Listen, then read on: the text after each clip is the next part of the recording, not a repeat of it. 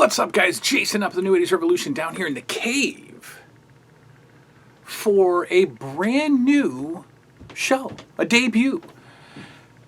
This was an idea that I had popping around my head a while ago, and then I was reminded of it recently by a friend of the channel, and so I'm going to pilot it and see if it piques your interests. A few of you over the over the years have mentioned this and said that you'd like to see it, so I'm going to do it now. And if it goes over, then I'm going to turn it into something more chronological. Okay, so what the heck am I talking about? Well, under the Wrestling with the Past umbrella, we're going to review WWF Magazine. And what I'd like to do is I'm going to start with an issue now.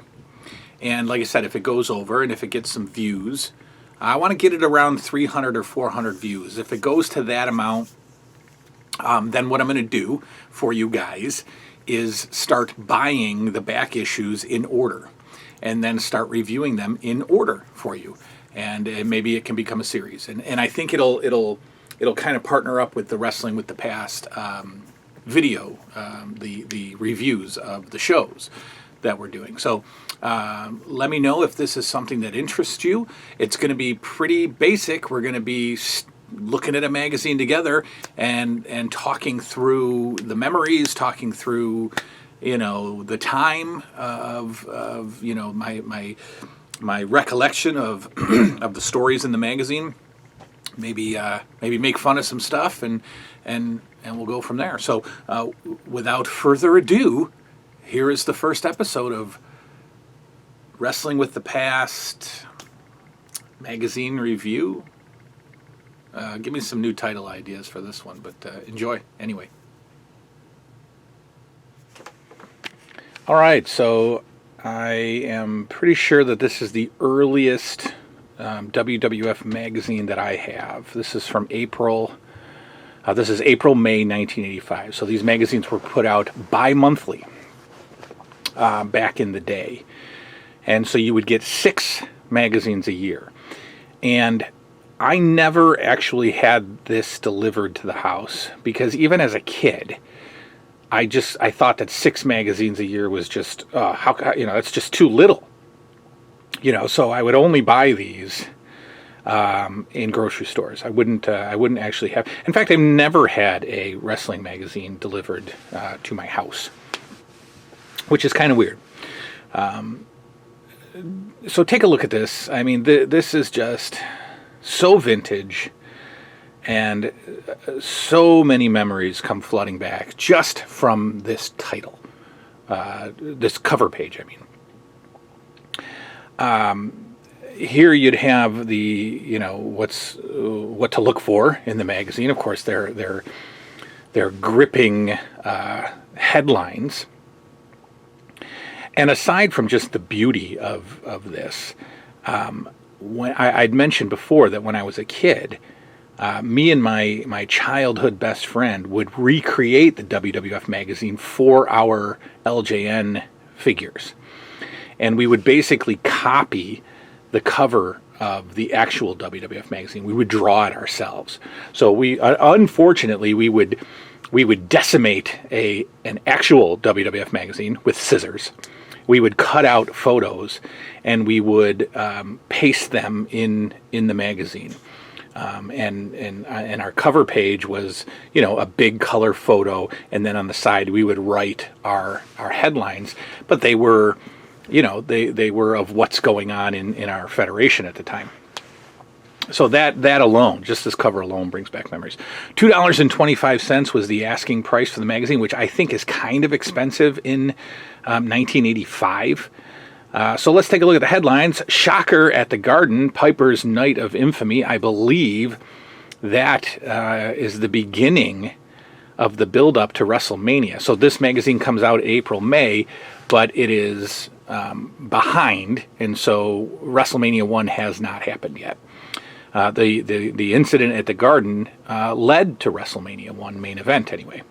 Butcher's TNT Bride, I know what that is. It's Paul Butcher Vachon's wedding on TNT. Born in the USA, the phenomenon of Windham and Rotundo, one of my favorite tag teams of all time. Hulk on Madison Avenue, not sure what that's all about. And Muraco Does Hawaii, a magnificent time. They're also introducing Hillbilly Jim. So let's take a look. All right, publisher's letter, not sure what that is. I never read it as a kid. This is awesome. This is an ad for my favorite WWF show, TNT. TNT was so fun. It was a talk show, very adult humor, very inside humor, but so awesome. They showed matches. It was just so great. Go back and watch some old TNT if you haven't seen it. I will be reviewing TNT as we get to it on Wrestling with the Past. Here's our table of contents. And I looked through some of these names listed, and under correspondence, Cal Rudman is the correspondent in Philadelphia. And he is dreadful. He is a dreadful commentator on Philly Spectrum Wrestling. Lord Alfred Hayes is on the staff writers list. That's pretty cool. I kind of wonder, Howard Finkel is under the research category. I kind of wonder how many of these names are kayfabed, how many of these names are real people, how many of these people even exist. You know, it's just, who knows what the heck they were doing back then. All right, so here's our first story on Roddy Piper, the man you love to hate. That is a pretty awesome caricature of Piper. We've got Jimmy Snuka in the background getting smashed with a banana. We've got the anti-MTV t-shirt on Piper. Again, this was all the build for WrestleMania. And without MTV, without Cyndi Lauper, and without Roddy Piper, WrestleMania wouldn't have happened. People think of Hulk Hogan as the man who created WrestleMania, but I don't think so. I think it's Roddy Piper, and so they've got a story on how much everybody hates Roddy Piper as we build towards WrestleMania. Great picture right here with Dick Murdoch, the old WWF tag team belts. Love those. Here's some. I always love seeing. Older magazines that start to show off some signs, because signs obviously were not what they are today. In fact, I think signs have died down a lot. I don't really see signs anymore. But there was a point in time on Raw or Nitro when every idiot in the crowd had a sign, and it was just so stupid. But it began back in this time. But look at the innocence of these signs. Roddy Piper, manager, wrestler, extraordinaire. What a great sign. Snuka smokes the Piper. Love that. And then we have a great fan who's dressing up as Roddy Piper, and the magazine spins it in a obviously wayward souls. They're saying, hey, look, if you're a fan of Roddy Piper, there's something wrong with you. I love that. I love how the magazine kept to bad guys and good guys as well. Continues on, just obviously a story about Piper. Here he is stomping on Captain Lou. Again, that is the beginning of the MTV Cyndi Lauper War to Settle the Score prelude to WrestleMania. Blackjack Mulligan on Piper's Pit. Good stuff. Piper's Pit, one of the greatest shows of all time, or greatest segments. That goes without saying. And then it leads right into Piper's Night of Infamy. So what happened was, Madison Square Garden had their regular monthly card, but this one was co-broadcast on MTV because it involved Cyndi Lauper and David Wolf, and Captain Lou was being presented with a gold record for the wrestling album, and that night, like I said, was simulcast on MTV because it was so it was so prominent in the music industry. So Cyndi Lauper was presenting Lou for the gold record because of his work on her album. And also, this is around the time that Captain Lou is turning face. So, as Cyndi Lauper is presenting Captain Lou, Roddy Piper comes out and smashes the gold record over Lou Albano's head, kicks Cyndi Lauper, and power slams Cyndi Lauper's manager, David Wolf. This got so involved that the police, the riot police, needed to be called to the ring as Madison Square Garden wanted to kill Roddy Piper. So good. So good. And something that will never happen again. But this event led to WrestleMania. There's David Wolf being escorted out on a stretcher after being power slammed by the dastardly Roddy Piper. We have Pat Patterson, we have Arnold Skaaland, and we have the infamous Cal Rudman looking concerned. If you don't know what I'm talking about with Cal Rudman, go watch a Philly Spectrum show from the 80s and listen to his commentary. It is so dreadfully bad. I'm surprised Vince McMahon literally did not kill him. He blows up kayfabe at a time when it wasn't supposed to be blown up. It's like nobody told Cal Rudman what to say or how to act. You know, he would come on and he would, Iron Sheik would be in the ring and Cal Rudman would say, Iron Sheik is a real bad guy in the ring, but backstage, let me tell you, he's a sweetheart. I talked with him and he talks about his wife and his kid. He's just a wonderful guy. And like Vince McMahon had to be just going insane because Cal Rudman was just such a buffoon. So here it is. Here's the presentation. Hogan is there, of course. I mean, why wouldn't he be? Wendy Richter, for some reason, is there. Dick Clark is there. Again, this is the MTV involvement. They usher out Captain Lou. He's dressed in a silly tuxedo. The big presentation. It's a wonderful, wonderful night. Lou Albano and Cyndi Lauper are now friends. It's just great, right? But then Roddy Piper comes out and just wrecks the party, destroys Lou, destroys David Wolf, actually boots Cyndi Lauper, which is like, she's flopping around the ring. And it began, we can say, we could argue that this event put WWF on a national, international, a map. David Wolf, Cyndi Lauper, Roddy Piper, Captain Lou Albano, and Hulk Hogan are the reason for WrestleMania. Now, obviously, they're promoting the heck out of this to build to WrestleMania. This is like the first time you're ever going to see 3 back-to-back stories that are all the same. Why? Well, because they're building. They're building to WrestleMania. They are selling the heck out of this. Right? And so Captain Lou's face turn began when he got involved with MS, the fight against multiple sclerosis. He was a spokesman. He was heavily involved. He promoted it. And how can you be a bad guy when you are standing up for such a cause? So his real life involvement with the MS groups led him to a face turn in the WWF. So he links up with Cyndi Lauper, he links up with the WWF and Hulk Hogan, and they bring the WWF to the MS group. And if Lou is a part of it, Lou has to turn face. So that began the face turn. Great stuff.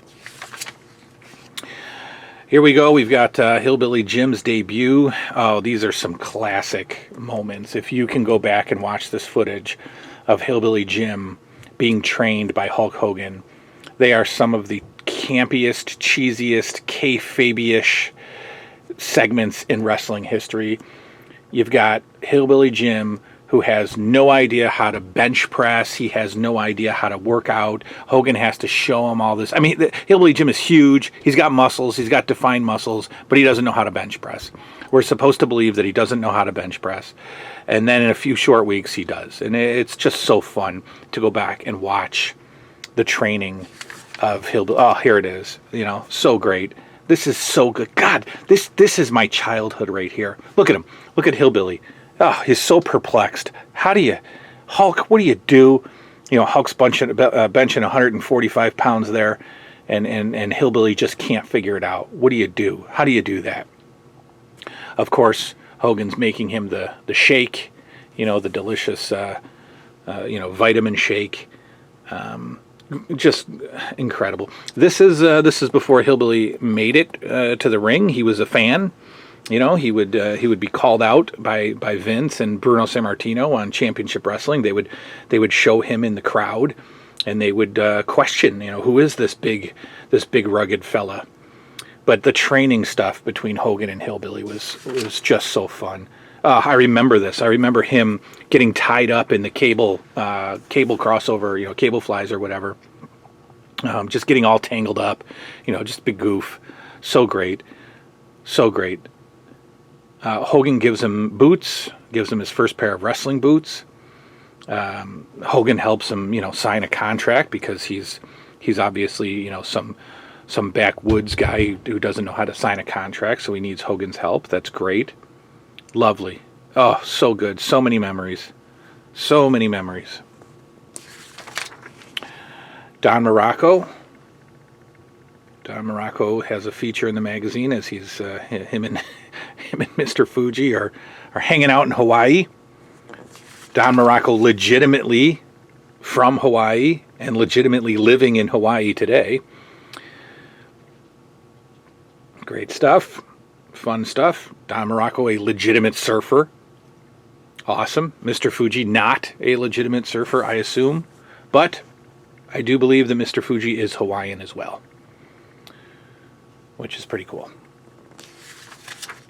Of course, you've got to pose with some girls. You know, why wouldn't you? Muraco driving Fuji around. Don Muraco is one of my favorite wrestlers of all time. I just think he's such a great bad guy. He's such a great heel. I've said it many times. Should have had a run. Should have defeated Bob Backlund at some point for the world title.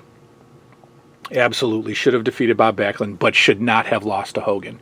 So I don't want Don Muraco in the Iron Sheik role, but I do want him as a world's champion. Never happened. Intercontinental champion was not good enough for Don Muraco. One of my favorite tag teams of all time, Barry Windham and Mike Rotundo. I love Barry Windham. I think Barry Windham is one of my top 5, top 10 favorite wrestlers of all time. And their tag team was, like I've said before, one of my introductions to WWF. When I started watching, Barry Windham and Mike Rotundo were, you know, the tag team champions. And so they were kind of my first introduction. You know, they were a part of that main group of guys that I would watch. Loved them as champions. Loved the feud against Sheik and Volkov. Loved this is where they actually defeated Dick Murdoch and Adrian Adonis to win the titles. I believe it was the Garden. It might not have been. Great stuff. Great feuds with Sheik and Volkov. Great feuds with the Dream Team. The Dream Team defeating Barry Windham and Mike Rotundo for the titles. And then Barry Windham goes on to the NWA and has some of the best matches with Ric Flair. Mike Rotundo went on to do some interesting things as well. IRS and the Varsity Club in the NWA. Love Barry Windham. He's on the list of guys that I still have not met that I'd love to meet. We've got some an article or so from Lord Alfred Hayes. I think this one he actually talks about one of his first matches as a wrestler. And I didn't know as a kid, and I don't even think I knew as a teenager that Lord Alfred Hayes was once a wrestler and a bad guy. You know, like a very bad guy. Lord Alfred Hayes was a heel wrestler and a heel manager, which I had no idea. Fun little ad for some programs that you could order. only $3.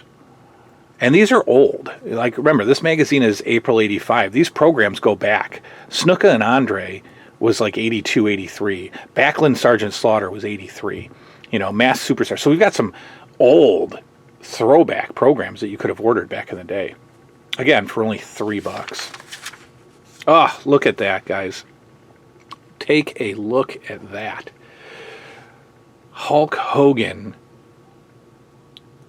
taping the LJN commercial. Can you believe that? Hulk Hogan taping the LJN commercial. That is beautiful. I have not looked at this in a while. Wow. Hulk Hogan with the LJN Toys production staff on the set of WWF Superstars TV spot. This is the filming of the freaking commercial, guys. Unbelievable. Unbelievable. Wow. Look at that. This I don't recall in the commercial at all, actually. I don't remember any of this. This is not the LJN commercial. This is for FootJoy. Okay, so this is for FootJoy. This is not the LJN commercial. This is. Those are scenes from the commercial. That is awesome. I love that. Oh, look at that. I just love seeing... God, so great. The LJN production staff. This excites me a lot right here. That is the LJN commercial production staff. I love that. You can order... I wonder who that is. I'd love to know who that guy is. You can order some fun stuff. So this is a early merchandise catalog. In the next few months or maybe a year, the WWF magazine would actually include a merchandise catalog. So here's an early example of that. You can order some Hulk Hogan t-shirts. Imagine what these would go for today. These were $12 back then, and I've seen authentic 80s, you know, Hulkamania t-shirts that sell for over $100 on eBay. You know, now you can get a replica easily made by any t-shirt company, but the authentic ones, if there's a way to determine whether it was authentic or not, are $100. Oh, the WWF in their weddings, silliest segment of all time. The wedding between Butcher Vachon, really an AWA Minneapolis, Minnesota mainstay. Had a very brief run in the WWF, but for some reason got a nationally televised wedding. Legitimate wedding too, by the way.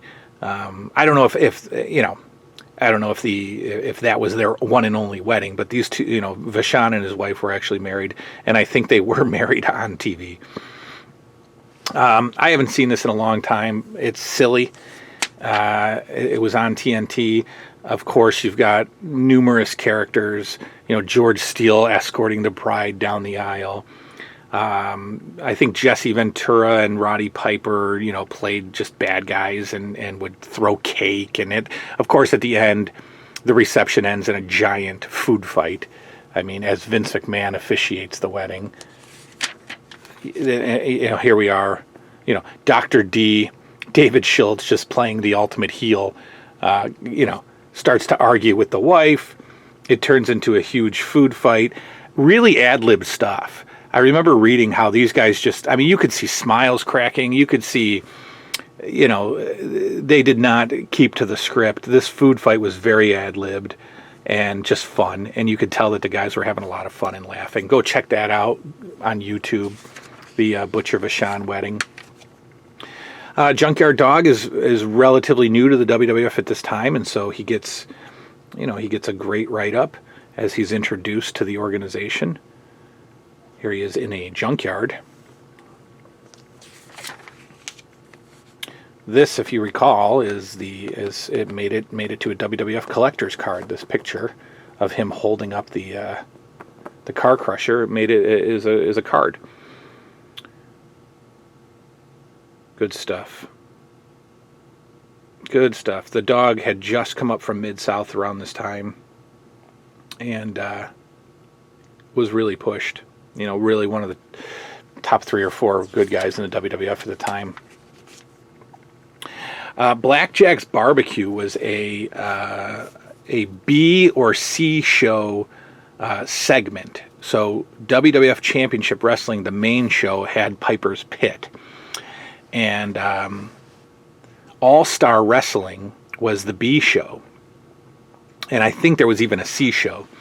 But Piper's Pit would not be on All-Star Wrestling. They would have other segments. And Black Jacks BBQ was a short-lived segment. They also did the Body Shop. Don Muraco, I believe, had one. There might have been another one too, but the Body Shop is probably the most known B show segment. Just like a Piper's Pit, interviews and little altercations with the bad guys and things like that.